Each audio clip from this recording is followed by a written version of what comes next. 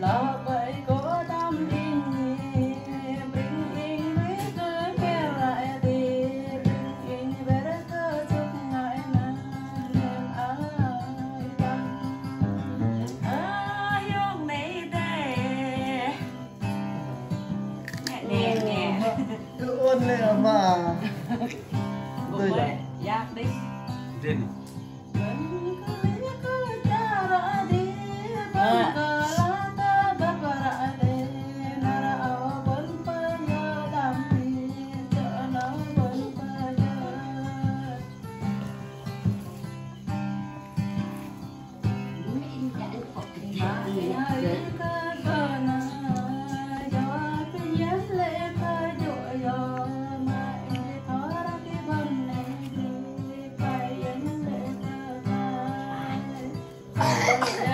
thấy thích léo hả? Trên này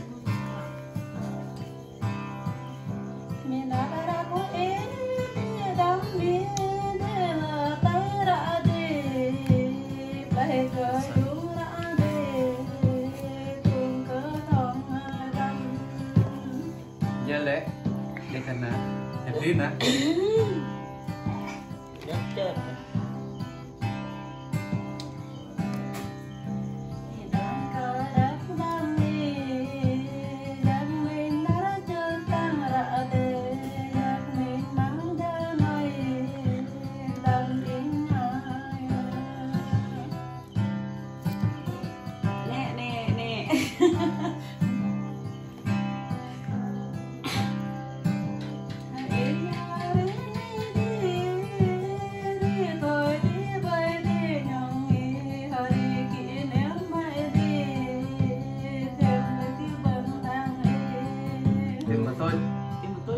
tin mà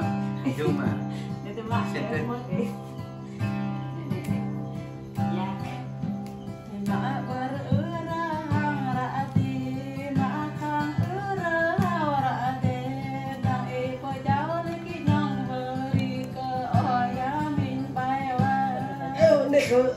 nịch lên đang chị đi qua đây rồi em có một thú quay vào tên là ở